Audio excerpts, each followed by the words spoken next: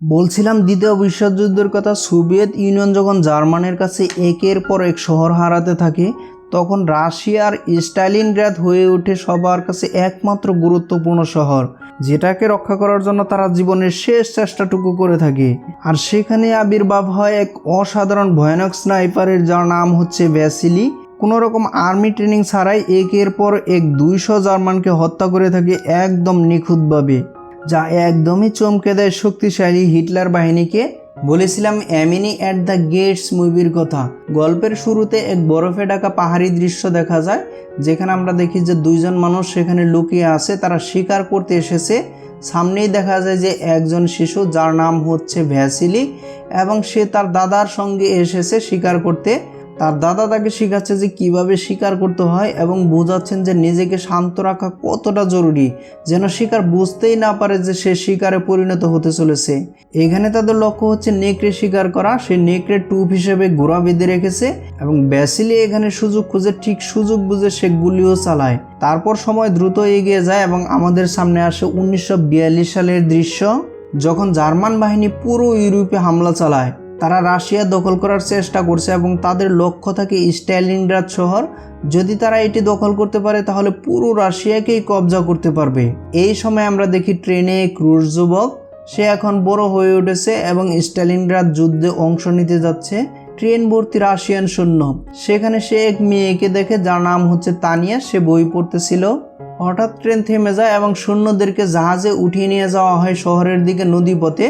কিন্তু শহরের কাছে যাওয়ার পর দেখা যায় এক ভয়ানক দৃশ্য। চারদিক থেকে শুধু গুলি আসছে, যুদ্ধ চলতেছে খুবই ভয়ানকভাবে। বোমার গুলা পড়ছে চারদিক থেকে এবং আশেপাশে শুধু লাশ আর লাশ। একের পর এক সৈন্য মারা যাচ্ছে। এই ভয়াবহ দৃশ্য দেখে সৈন্যরাও আতঙ্কিত হয়ে পড়ে এবং নিজেদের প্রাণ বাঁচাতে পানিতে ঝাঁপিয়ে পড়ে। কিন্তু যেই সৈন্য পানিতে ঝাঁপ দেয়, সঙ্গে সঙ্গে ক্যাপ্টেন তাদের বুক লক্ষ্য করে গুলি চালায়, কারণ এই যুদ্ধে পিছু হটার কোনো সুযোগ নেই। তারা একটি উদাহরণ স্থাপন করতে যায় যে যে পালানোর চেষ্টা করবে তাকেই গুলি করে হত্যা করা হবে। এভাবেই সৈন্যরা ধীরে ধীরে নৌকার মাধ্যমে শহরের দিকে এগিয়ে যায় এবং কিছুক্ষণের মধ্যেই শহরে প্রবেশ করে। সেখানে তারা দেখতে পায় যে কিছু সৈন্যের ভাগ্যে বন্দুক পড়ে আর বাকিদের ভাগ্যে শুধু গুলি বহনের দায়িত্ব পড়ে। তাদেরকে নির্দেশ দেওয়া হয় যার কাছে বন্দুক আছে তার সঙ্গে একজন গুলি বাহক থাকবে। যদি গুলি বহনকারী মারা যায় তাহলে বন্দুকধারী তার গুলি নিয়ে লড়বে, আর যদি বন্দুকধারী মারা যায় তাহলে গুলি বাহক তার বন্দুক নিয়ে লড়বে। রাশিয়ান সৈন্যদের কাছে পর্যাপ্ত পরিমাণ বন্দুক বা গুলি কিছুই নেই, তবু যুদ্ধ চালাতেই হবে। তখন সবাইকে দ্রুত আক্রমণের আদেশ দেওয়া হয় এবং সবাই একসঙ্গে জার্মানদের উপর ঝাঁপিয়ে পড়ে। কিন্তু জার্মানরা তো আগে থেকেই পজিশন নিয়েছিল এবং তারা অন্ধের মতো গুলি চালাতে থাকে। জার্মান সৈন্যরা নিজেদের শক্তিশালী কাভার বা বাংকারে লুকিয়েছিল, তাই রাশিয়ানদের গুলি তাদের কোনো রকমই কোনো ক্ষতি করতে পারে না। এর ফলে রাশিয়ান সৈন্যরা একের পর এক মারা যেতে থাকে। তবু রাশিয়ান সৈন্যদের কোনো রকম কোনো উপায় ছিল না। তারা পেছনে যেতে পারতো না, কারণ নিজেদের বাহিনীর পিছু হটা মেনে নিতে পারতো না। তাই তারা সামনে এগিয়ে যেতে বাধ্য হয় এবং মৃত্যুকে আলিঙ্গন করতে থাকে। চারদিকে শুধু চিৎকার আর চিৎকার এবং কান্না শোনা যায়। একের পর এক সৈন্য মাটিতে লুটিয়ে পড়ে। এই সময় আমরা একটি গাড়িকে দেখতে পাই এবং গাড়িটি এগিয়ে যায়। কিছুক্ষণ পর একটি ল্যান্ডমাইন বিস্ফোরণে গাড়িটি উড়ে যায়, গাড়িটি নিচে পড়ে যায়। কিন্তু কয়েকজন সৈন্য সেই গাড়ির পেছনে লুকিয়ে পড়ে যাতে তারা কিছুটা নিরাপদে থাকতে পারে। এই সৈন্যদের মাঝে একজন ছিল ড্যানিলভ, যে পরে জার্মান বাহিনীর মুখোমুখি হবে। তখন জার্মান সৈন্যরা আবার সেখানে ফিরে আসে এবং যারা নিচে পড়েছিল তাদের দিকেও আবার গুলি চালাতে থাকে যাতে কেউ বেঁচে না যায়। কিন্তু ভাগ্যক্রমে ড্যানিল তখন বেঁচে থাকে। সে তার পাশেই পড়ে থাকা একটি বন্দুক দেখতে পায় এবং সেটাকে টানতে চেষ্টা করে এবং সে সেটাকে দিয়ে গুলি চালাবে। ঠিক তখনই আমরা দেখি যে ব্যাসিলিও এখানে জীবিত আছে। সে ড্যানিলকে নিষেধ করে এবং সে বলে যে এখানে যদি তুমি গুলি চালাও তাহলে তারা আমাদের অবস্থান বুঝে যাবে এবং তারা আমাদেরকেও মেরে ফেলবে। তাই একটি সুযোগ খুঁজতে থাকো, যখন শব্দ হবে তখন তুমি গুলি চালাবে। তখন দেখতে পাওয়া যায় যে ড্যানিলভ বন্দুক চালাতে জানে না এবং কি রিলোড কিভাবে করতে হয় সেটাও বুঝতে পারে না। তখন ভ্যাসিলি তার কাছ থেকে বন্দুক নিয়ে নেয় এবং লক্ষ্য স্থির করতে শুরু করে। যখন চারদিকে বোমার শব্দ হয় তখন সে লক্ষ্য স্থির করে গুলি চালায় যাতে তার অবস্থান কেউ বুঝতে না পারে এবং সে সুযোগ বুঝে গুলি চালায়। একে একে 4 জন জার্মান সৈন্যকে হত্যা করতে থাকে। তারা সবাই মারা যায়। এই ঘটনা দেখে ড্যানিলভ স্তম্ভিত হয়ে যায় এবং সে বুঝতে পারে যে ব্যাসিলির নিশানা কতটা ভয়ানক। এরপর সে ঘাঁটিতে ফিরে আসে। তখন ব্যাসিলির সাহসিকতা এবং অসাধারণ স্পিং দক্ষতার উপর একটি বড় ধরনের আর্টিকেল লেখে এবং এই রিপোর্ট প্রকাশিত হয় সংবাদপত্রে এবং এতে ব্যাসিলিকে একজন নায়ক হিসেবে উপস্থাপন করা হয়। তবে আজকের যুদ্ধে অনেক রাশিয়ান সৈন্য নিহত হয়েছে, যার কারণে সৈন্য ঘাঁটিতে পরিবেশ একদমই ভারী হয়ে পড়ে এবং সবাই খুবই উদ্বিগ্ন। তখন একজন রাশিয়ান উচ্চপদস্থ কর্মকর্তা সেখানে আসে, যার নাম হচ্ছে নিকিতা। তিনি পরিস্থিতি বোঝার জন্য একটি জরুরি সভার আয়োজন করে। সেই মিটিংয়ে ড্যানিলভও উপস্থিত ছিল। নিকিতা সবাইকে জিজ্ঞেস করে যে এখন আমাদের কি করা উচিত। রাশিয়ান সৈন্যদের মনোবল ভেঙে পড়েছে, তারা মনে করছে যে যুদ্ধে গেলে সবাই নিশ্চিত মৃত্যুবরণ করবে। তখন ড্যানিলভ বলে যে আমরা যদি সৈন্যদের সাহস দিতে চাই তাহলে তাদের উদাহরণ দেওয়া উচিত। আমাদের সাহসী সৈন্যদের কাহিনী তুলে ধরা দরকার, যেন অন্য সৈন্যরাও অনুপ্রাণিত হয়। এই কাহিনী সৈন্যদের মনে আশা জাগাবে এবং তারাও দেশের জন্য কিছু করতে পারে এবং তাদের বীরত্ব সারা দেশে উদাহরণ হয়ে থাকবে। এই কথা শুনে নিকিতা ড্যানিলভকে জিজ্ঞেস করে যে তোমার চোখে কি এমন কোনো সৈনিক আসে? তখন ড্যানিলভ ব্যাসিলির গল্প বলতে শুরু করে। নিকিতা এই গল্পগুলো শুনে ভীষণভাবে প্রভাবিত হয় এবং বলে যে আগামীকাল এই খবর গোটা দেশে ছাপা হোক আর ব্যাসিলির ছবিও সর্বত্র লাগানো হোক।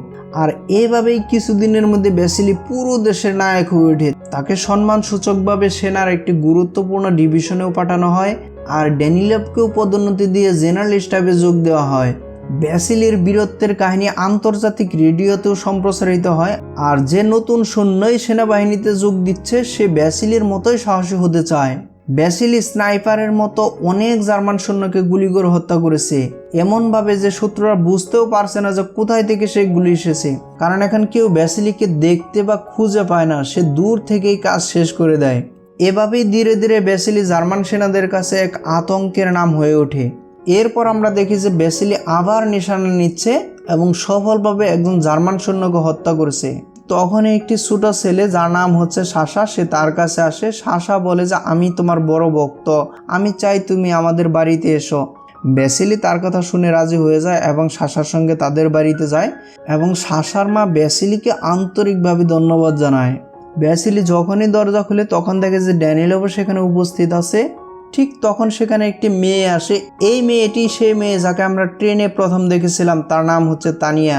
আগে সে সাহিত্য বিভাগের ছাত্রী ছিল, কিন্তু এখন সেনাবাহিনীতে যোগ দিয়েছে কারণ সে নিজের মা বাবার মৃত্যুর প্রতিশোধ নিতে চায়। ড্যানিলভ ধীরে ধীরে তানিয়াকে ভালোবাসতে শুরু করে এবং তার দিকে বিশেষ মনোযোগ দিতে থাকে।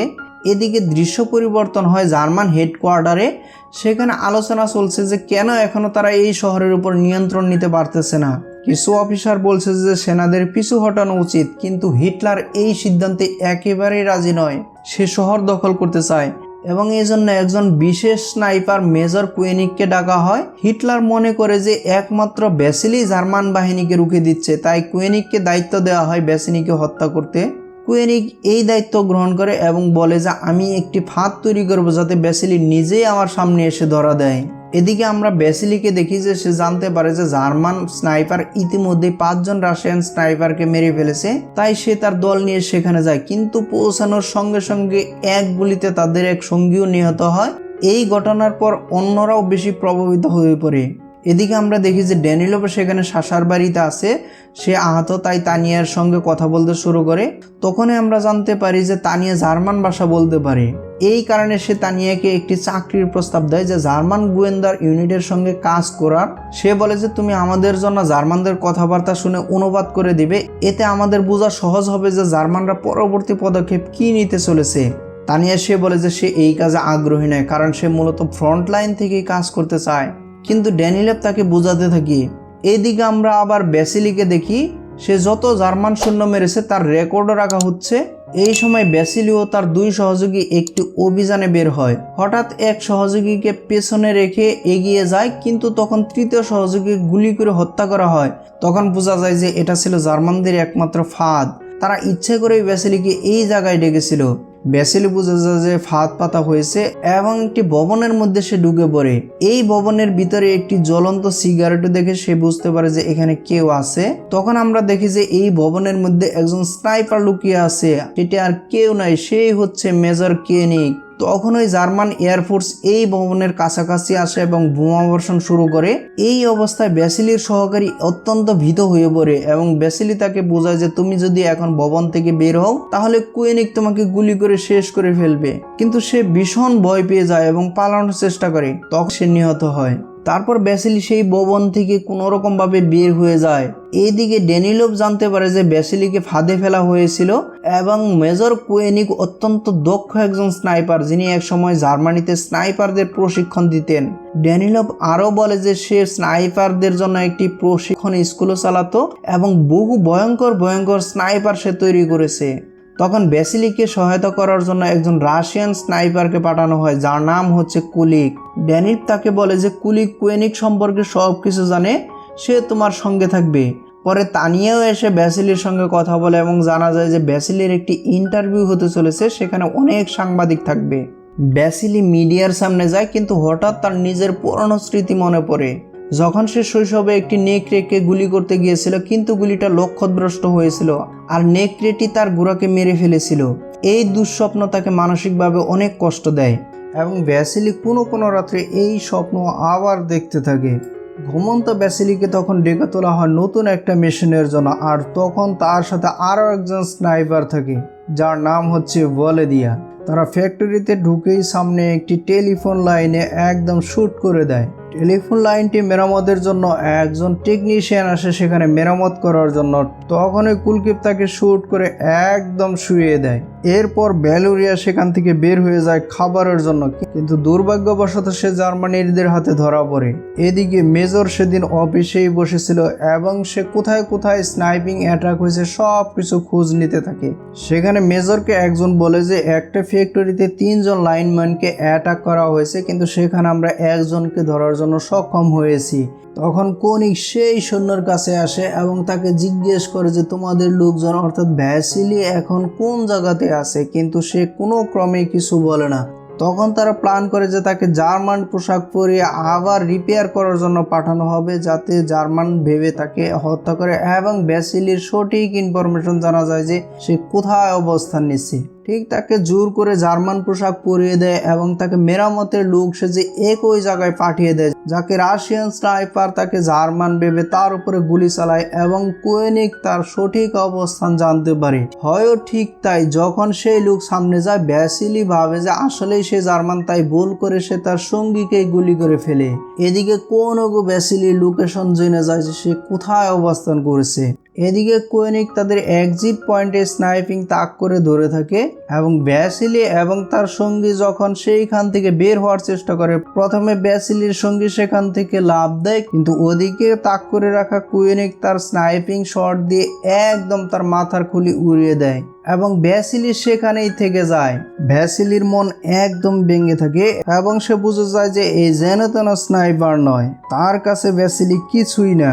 এদিকে কমান্ডার দানিলভের উপরে অনেক রাগান্বিত হয়, কিন্তু দানিলভ তাকে বলে যে অতি শীঘ্রই সে ব্যাসিলি এই কোয়েনিককে হত্যা করতে পারবে এবং বলে যে ব্যাসিলির উপর ভরসা রাখার জন্য। সে সেই রুম থেকে যখন বের হয়ে যায় তখন সে তানিয়াকে দেখতে পায় এবং তানিয়া কিছু একটা করতেছে। তখন সে তানিয়ার সাথে কথা বলতেছে এবং তানিয়া তাকে জানায় যে সে এই চাকরি আর করবে না, সে ফ্রন্ট লাইন থেকে যুদ্ধ করবে, কারণ কয়েক সপ্তাহ আগে তার বাবা মাকে জার্মান সৈন্যরা নিষ্ঠুরভাবে হত্যা করেছে।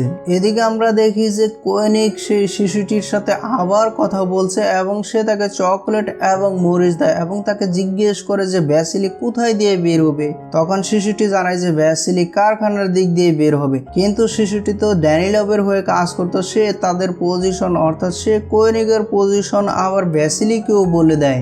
তখন কোয়েনিকও প্রস্তুত হয় এবং স্নাইপিং পজিশনে চলে যায় এবং এদিকে আমরা দেখি যে ব্যাসিলি এই কোয়েনিককে পেছন থেকে আক্রমণ করার জন্য সে ফ্যাক্টরির ভিতরে চলে যায়, কিন্তু কোয়েনিক দেখে যে পাইপের ভিতর থেকে কিছু নাড়াচাড়া করছে। তখন সে বুঝতে পারে যে কোয়েনিক অন্য দিক থেকে চলে এসেছে, তাই সে পাইপের এক্সিট পয়েন্টে একদম পজিশন নেয়।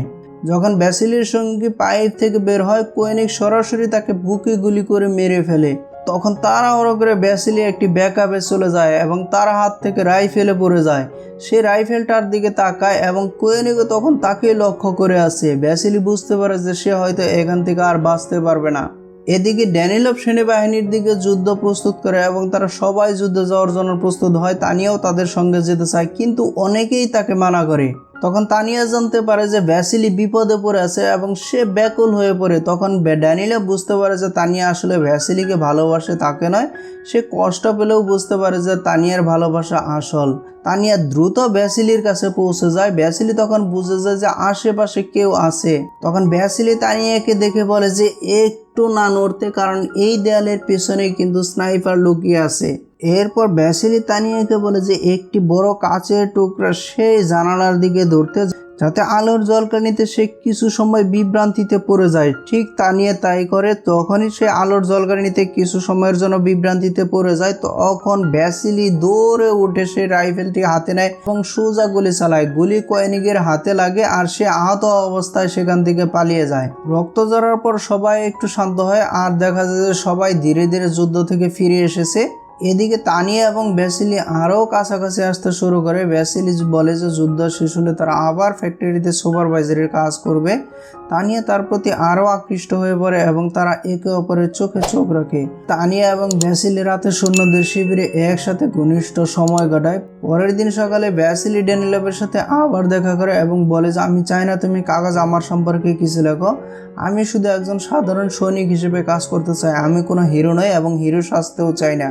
তারপর তারা ছোট শিশুটিকে আবার ডেকে আনে। তখন ছেলেটা বলে যে আমি কোয়েনিগের জুতায় কেমিক্যাল দেখেছি, এর মানে সে কারখানাতেই থাকে। ভ্যাসিলি সেখানে অন্ধকারে মরে থাকা সৈনিকদের মাঝে লুকিয়ে পড়ে আর পজিশন নিয়ে অপেক্ষা করতে থাকে সেই কোয়েনিগের জন্য। আর সারা রাত ভ্যাসিলি জেগে থাকার কারণে অনেক ক্লান্ত হয়ে থাকে। কোয়েনিগ যখন তার বেস ক্যাম্পে চলে আসে তখন সে তাকে দেখতে পায় না, কারণ ইতিমধ্যে সে ঘুমিয়ে পড়েছে। আর তখনই জার্মান বাহিনীর কমান্ডারের নির্দেশে সেখানে একদম সম্মুখ যুদ্ধে জড়িয়ে পড়ে। আর এই হামলা ছিল একদমই অতর্কিত, যা ভ্যাসিলি মোটেও জানতো না। আর এখানে জার্মানদের গুলিবর্ষণের কারণে রাশিয়ানরা একদমই পরাজিত হয়। কিন্তু এবারও ভ্যাসিলি সেখানে গাপটি মেরে থাকে মরা মানুষের মতো। অন্যদিকে আমরা দেখতে পারি যে কোয়েনিগ তার স্নাইপিং রাইফেল দিয়ে ভ্যাসিলির লোকেশন ট্রেস করার চেষ্টা করতেছে। ঠিক সেই সময় সে একটি আলোর ঝলকানি দেখে বুঝতে পারে যে এইখানে কেউ একজন জীবিত আছে। কিন্তু ততক্ষণে সে একজন সোলজারকে দেখতে পায় যে সেখানে লুটপাট করতে। ওই সোলজার মরার মতো থাকা ভ্যাসিলিকে উল্টিয়ে তার আইডি কার্ডও নিয়ে নেয়, কিন্তু সে জার্মান বাহিনীর কাছে ধরা খায়। পরে ভ্যাসিলির আইডি কার্ড অর্থাৎ তার ট্যাগটি উদ্ধার হলে সবাই ফলো করে প্রচার করতে থাকে যে ভ্যাসিলি মারা গেছে। আর চারদিকে জার্মান বাহিনী এই সংবাদটা ফলাও করে প্রচার করতে থাকে, যাতে রাশিয়ানদের মনোবল একদমই ভেঙে পড়ে। এদিকে কোয়েনিগকে জানানো হয় যেহেতু তার টার্গেট শেষ হয়ে গেছে, তাই এখন তাকে চলে যেতে হবে। কোয়েনিগ ভ্যাসিলির এমন মৃত্যু কোনোভাবে মেনে নিতে পারছিল না, কারণ সে চাইছিল যে তার হাতেই যেন ভ্যাসিলির মৃত্যু হয়। কিন্তু উপরের অর্ডার তো আর অমান্য করা যাবে না, তাই সে তার যুদ্ধের ব্যাস ফেরত দিয়ে সেখান থেকে যাওয়ার জন্য চলে আসে। তানিও জানতে পারে যে ভ্যাসিলিও মারা গেছে, কিন্তু দানিলভ তাকে বলে যে তুমি চিন্তা করো না, সে অবশ্যই ফেরত আসবে। এদিকে মেজর কোয়েনিগ সেই ছোট্ট শিশুটির সম্পর্কে বুঝতে পেরেছে যে সে অবশ্যই ভ্যাসিলির হয়ে কাজ করতেছে, তাই সেই ছোট্ট শিশুটির সাথে একটি খেলা শুরু করে। সে বলে যে ভ্যাসিলি যে মারা গেছে সে সেটা বিশ্বাস করে না, ভ্যাসিলি অবশ্যই ফিরে আসবে এবং সে এই ফ্যাক্টরিতে অপেক্ষা করবে। অন্যদিকে দেখা যায় যে ভ্যাসিলি আসলেই বেঁচে আছে, সে দানিলভের সাথে দেখা করতে এসেছে। ঠিক সেই সময় সাশা সেইখানে চলে আসে এবং ভ্যাসিলিকে কোয়েনিগের অবস্থান সম্পর্কে বলে দেয় যে আগামীকাল কোয়েনিগ সেই ফ্যাক্টরিতেই আসবে। এরপর তানিয়া এবং ভ্যাসিলির দেখা হলে তানিয়া তাকে জীবিত দেখে একদম আবেগে আপ্লুত হয়ে তাকে চুম্বন করে। এদিকে ওই দৃশ্য দানিলভ দেখলে তার মন ভেঙে দুই টুকরো হয়ে যায় এবং সে তাদের প্রতি হিংসা করতে থাকে। এদিকে সেই ছোট্ট শিশুটি রাতে ফ্যাক্টরিতে যাওয়ার সময় কোয়েনিগ তাকে দেখে ফেলে এবং সে তাকে ধরে ফেলে এবং ধরে নিয়ে তাকে হত্যা করে ফ্যাক্টরির মাঝ বরাবর তাকে ঝুলিয়ে দেয়। এই দৃশ্য তানিয়া যখন দেখতে পায় সে একদম পাগলের মতো হয়ে যায়। সে তৎক্ষণাৎ রাইফেল নিয়ে কোয়েনিগকে হত্যা করার জন্য ছুটে যেতে থাকে, কিন্তু ভ্যাসিলি তাকে থামানোর চেষ্টা করে এবং বলে যে কোয়েনিগকে মারার পর তার রাইফেলটি তাকে উপহার দেবে। কিন্তু ভ্যাসিলি চলে যাওয়ার পর তানিয়া আবারও ছুটতে থাকে। তখন দানিলভ তাকে ধরে ফেলে এবং সাশার মায়ের কাছে নিয়ে যায় এবং দানিলভ সাশার মাকে বলে যে তার ছেলে বেইমানি করে জার্মানিদের সাথে যুক্ত হয়েছে এবং জার্মানিদের সাথে সে দিব্যি ভালো আছে। তার মা অবাক হয়ে গেলেও তারপরেও বলে যে আমার ছেলে তো এখনো ভালো আছে। তখন দানিলভ তাদেরকে বলে যে এখান থেকে তাদেরকে অবশ্যই একদম সেফ জায়গায় চলে যেতে হবে। তখন তারা তাদেরকে একটি সেফ জায়গায় নিয়ে যেতে থাকে। ঠিক সেই মুহূর্তে জার্মান বাহিনী তাদের উপর আক্রমণ শুরু করে এবং সেখানে তানিয়া আহত হয়, সেখানে জ্ঞান হারিয়ে ফেলে। সাশার মা সেখানে একজন ডাক্তার ডাকে, কিন্তু ডাক্তার বলে যে তানিয়ার আর বেঁচে ফেরা সম্ভব নয়। তারপরেও তানিয়াকে চিকিৎসা করার জন্য অনুরোধ করে, কারণ তানিয়া তার মেয়ের মতো। অন্যদিকে ভ্যাসিলি কোনিকে হত্যার জন্য সেই ফ্যাক্টরি ভাঙ্গা দেয়ালের পেছনে লুকিয়ে থাকে। আর তখনই দানিলভ সেখানে চলে আসে এবং তানিয়ার আঘাতের কথা সে তার কাছে বলে দেয়। আর তানিয়ার এই আঘাতের কথা শুনে ভ্যাসিলি একদম মর্মাহত হয়ে যায়। আর দানিলভ তখন ভ্যাসিলিকে বলে যে তুমি যদি এইভাবে থাকো তাহলে কখনোই কোনিকের অবস্থান জানতে পারবে না, দাঁড়াও আমি তোমাকে হেল্প করছি। এই কথা বলে দানিলভ মাথা বের করে দেয় এবং কোনিক যাতে তাকে শ্যুট করে, এবং এই শ্যুট করার ফলে ভ্যাসিলি কোনিকের অবস্থান জানতে পারে। ভ্যাসিলি চিৎকার করে তাকে না করতে থাকে, কিন্তু দানিলভ সে কথা শুনে না। আর কোনিক তখনই এক শটে দানিলভের মাথা এফুর উপর করে দেয়। আর এই শ্যুট করার ফলে ভ্যাসিলি কোনিকের আসল লোকেশন জানতে পারে যে সে কোথায় অবস্থান নিয়েছে। আর কোনিক তার মাথা বরাবর শ্যুট করার ফলে সে ভাবে যে সে ভ্যাসিলিকেই শ্যুট করেছে, তাই সে সেখান থেকে বেরিয়ে পড়ে। আর সে যখন একটু এগিয়ে যায় তখন সে বুঝতে পারে যে সে জীবনের বড় ভুল করে ফেলেছে এবং তার সামনেই ভ্যাসিলি তার দিকে তাক করে আছে এবং সে তার মাথার ক্যাপটা খুলে সে শেষবারের মতো ভ্যাসিলির দিকে তাকায়। আর ভ্যাসিলি ঠিক তখনই কোনিকের চোখ বরাবর ডাইরেক্ট শ্যুট করে সেখানেই তাকে শেষ করে দেয়। অবশেষে শেষ হয় ভয়ঙ্কর যুদ্ধের মধ্যে থাকা অন্য একটি যুদ্ধ। ভ্যাসিলি তানিয়াকে দেওয়া কথা রক্ষার জন্য সে কোনিকের রাইফেলটা নিয়ে নেয়, কিন্তু যাওয়ার সময় সে তার রাইফেলটা দানিলভের কাছে দিয়ে দেয়। আসলে এর মাধ্যমে কোনিককে মারার ক্রেডিটটা সে দানিলভকে দিয়ে দেয়, কারণ দানিলভের কারণেই সে কোনিকের লোকেশন জানতে পেরেছিল এবং কোনিককে হত্যা করতে পেরেছে। এরপর 3রা ফেব্রুয়ারি 1943 সাল অবশেষে জার্মান হিটলার বাহিনীরা 180 দিন পর আত্মসমর্পণ করে এবং স্টালিনগ্রাদ স্বাধীনতা অর্জন করে। পুরো শহর যখন আনন্দে ভাসছিল তখন দেখা যায় যে ভ্যাসিলি তানিয়ার খুঁজে বিভিন্ন হসপিটালে ঘুরে বেড়াচ্ছে। একদম শেষে সে তানিয়াকে একটি মেডিকেল ক্যাম্পে দেখতে পায় আর ধীর পায়ে এগিয়ে তার পাশে বসে। আর এভাবেই মুভিটি শেষ হয়। তো বন্ধুরা, আজকের মুভির গল্পটি কেমন লাগলো অবশ্যই কমেন্ট করে জানাবেন। আর খুব শীঘ্রই নতুন আর একটি মুভি নিয়ে আপনাদের সামনে হাজির হব। সে পর্যন্ত সবাই ভালো থাকবেন। Bye bye, take care.